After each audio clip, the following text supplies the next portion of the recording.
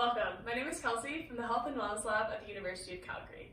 Today I'll be demonstrating an exercise from the ACE Home-Based Maintenance Program. This is a cardio exercise looking to improve your fitness. Please read the disclaimer on the website before starting anything, and feel free to send us an email at ace@ucalgary.ca if you have any questions. So how this works, there's 3 different exercises that increase with level of difficulty. The first one is a march, so you're going to go opposite arm, opposite leg, keeping the rhythm, just like this.